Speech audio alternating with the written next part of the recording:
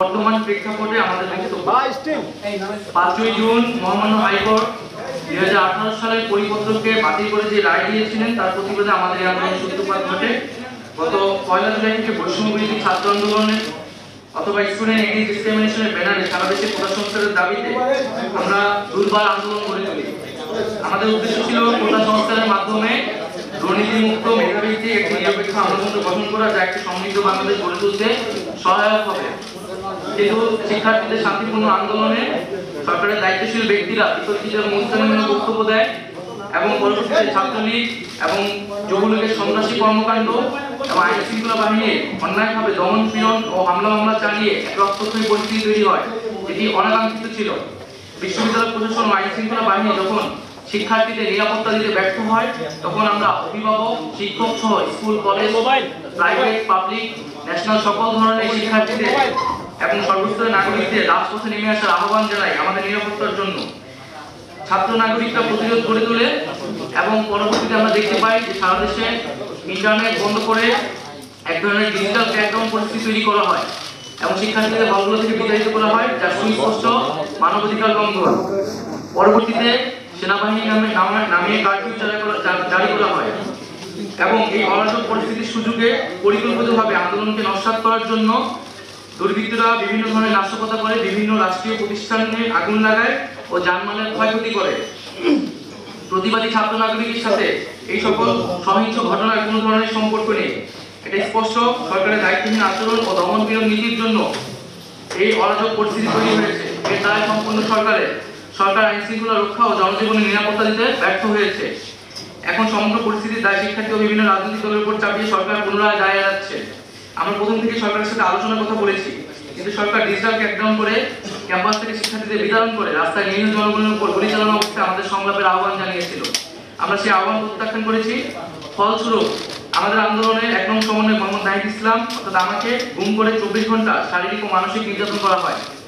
অন্য কিছু সমন্বয় সরকারের প্রতিনিধির কাছে তাদের বক্তব্য, কিছু দাবি পেশ করতে গেলে সেটাকে সংলাপ বলে মিডিয়ায় প্রোপাগান্ডা চালানো হয়। গুম, গ্রেফতার, প্রোপাগান্ডা, ডিজিটাল ক্র্যাকডাউন, কারফিউ, রাষ্ট্রযন্ত্রের সকল শক্তিকে ব্যবহার করে সরকার বৈষম্যবিরোধী ছাত্র আন্দোলন ও প্রতিবাদী ছাত্র নাগরিককে ছত্রভঙ্গ করে দেওয়ার চেষ্টা করেছে। করে এখন কোটা সংস্কারের প্রজ্ঞাপন দিয়েছে। রক্ত ও লাশের উপর দাঁড়িয়ে প্রজ্ঞাপন শিক্ষার্থী ও নাগরিকদের প্রতি নির্মমতার আরেকটি ইতিহাস হয়ে থাকলো। কোটা সংস্কার ছিল একটি অরাজনৈতিক ও শিক্ষার্থীদের স্বার্থের আন্দোলন। সরকার এটিকে প্রথম থেকে রাজনৈতিকভাবে মোকাবেলা করতে চেয়েছিল। সরকার বিরোধী, মুক্তিযুদ্ধ বিরোধী, রাজাকারের সন্তান নানা ট্যাগ দিয়ে স্বতঃস্ফূর্ত আন্দোলনকে নস্যাৎ করার চেষ্টা করা হয়েছিল। এত কিছুর পরে আমরা মনে করি মহামান্য সুপ্রিম কোর্ট শিক্ষার্থীদের পক্ষে কথা বলেছেন। সেই অনুযায়ী সরকার প্রজ্ঞাপন দিয়েছে। কিন্তু আমরা সুস্পষ্টভাবে বলতে চাই, কোটা ব্যবস্থার অন্যতম প্রধান স্টেক হোল্ডার হচ্ছে আন্দোলনরত শিক্ষার্থীরা এবং পাশাপাশি অন্যান্য কোটা যারা প্রায় তারাও এই কোটা ব্যবস্থার একটি স্টেক হোল্ডার একজন। সেই স্টেক হোল্ডারদের সাথে আলোচনা সংলাপ ব্যতীত এই ধরনের প্রজ্ঞাপন সমীচীন নয়। আমরা চেয়েছিলাম একটি সংলাপের মাধ্যমে সকল পক্ষের সম্মতির ভিত্তিতে একটি প্রজ্ঞাপন হবে, যাতে নতুন করে আর কখনো সমস্যা তৈরি না হয়। সংলাপের যথাযথ পরিবেশ তৈরি করে শিক্ষার্থীদের অংশগ্রহণ নিশ্চিত করে কোটা সমস্যার চূড়ান্ত সমাধান আমরা চাই। আমরা সংবিধান অনুযায়ী অনগ্রসর জনগোষ্ঠীর জন্য কোটা ব্যবস্থার কথা বলেছিলাম। আমরা মুক্তিযোদ্ধাদের সন্তান পর্যন্ত কোটার ব্যবস্থার কথা বলেছিলাম এবং এই বিষয়গুলো আমরা দেখেছি প্রজ্ঞাপনে প্রতিফলিত হয়েছে। কিন্তু আমরা অনগ্রসর জনগোষ্ঠীর বিষয়টি আরো ক্লারিফিকেশন দরকার এবং বিভিন্ন স্টেক হোল্ডারদের সাথে নীতি নির্ধারণী পর্যায়ে সংলাপ প্রয়োজন।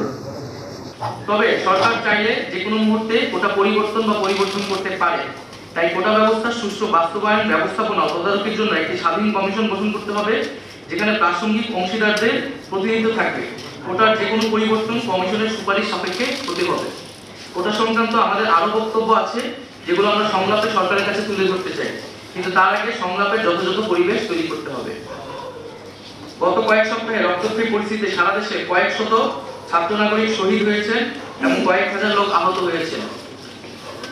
হতাহতের সঠিক সংখ্যা এখনো পাওয়া যায়নি। অনেক বাবা এখনো সন্তানের লাশ খুঁজে বেড়াচ্ছেন। এত রক্তের উপর দাঁড়িয়ে আমরা কোটা সংস্কার চাই না। আমরা সকল হতাহতের বিচার চাই। আমাদের আহ্বানে সকল শিক্ষার্থী এবং নাগরিকরা রাজপথে নেমেছিল। আমরা জনগণের কাছে বলতে চাই যে আমরা জনগণের সাথে আছি। আমাদের চূড়ান্ত দাবি ক্যাম্পাসগুলো খুলে সকলের সাথে আলোচনা করে আমরা জাতির সামনে পেশ করতে চাই। আমরা এখন নিরাপত্তাহীনতায় আছি। আমাদের বাসায় পুলিশ, ডিবি এবং গোয়েন্দা সংস্থার বিভিন্ন লোক যাচ্ছে, সারা দেশে নির্বিচারে মানুষকে গ্রেফতার করা হচ্ছে। আমরা এই পরিস্থিতির অবসান চাই। নিরাপত্তা বাহিনীর কাছে আমাদের আহ্বান থাকবে, ছাত্র জনতার মুখোমুখি আর দাঁড়াবেন না, আরেকটি গুলিও যাতে কাউকে হত্যার উদ্দেশ্যে না ছোড়া হয়। এবং আমরা স্পষ্ট করে বলতে চাই, সারা দেশে যে সকল মানুষেরা শহীদ হয়েছে, আহত হয়েছে, আমরা তাদের পাশে আছি, শেষ পর্যন্ত থাকবো। কিন্তু এখন যেহেতু ইন্টারনেট নাই এবং আমাদের সমন্বয়কদের এখনো আমরা অনেকে খোঁজ পাচ্ছি না, তাদের সন্ধান পাওয়া যাচ্ছে না, এই অবস্থা দ্রুত পরিত্রাণ করতে হবে। আমরা সকল সমন্বয়কদের নিয়ে এবং আন্দোলনকারী বিভিন্ন বিশ্ববিদ্যালয়ের শিক্ষার্থীদের নিয়ে জনমতের ভিত্তিতে আমাদের আরো কিছু দাবি দেওয়া আছে এবং এই দাবি দেওয়াগুলো নিয়ে আপনাদের মধ্যে নানা ধরনের বিভ্রান্তি হয়েছে আমরা শুনতে পেয়েছি, সেটা যোগাযোগহীনতার কারণে হয়েছে। আমাদের নিরাপত্তা এবং যোগাযোগ ব্যবস্থা নিশ্চিত করলে আমরা সুস্পষ্টভাবে সেই দাবিগুলা সকলের সামনে পেশ করব। তার আগে আমাদের প্রধান যে বক্তব্যটা হচ্ছে, আমাদের নিরাপত্তা দিতে হবে এবং আমাদের গুম গ্রেফতারের যে হয়রানি সেটি বন্ধ করতে হবে এবং আমাদের ক্যাম্পাস খুলে শিক্ষার পরিবেশ নিশ্চিত করতে হবে।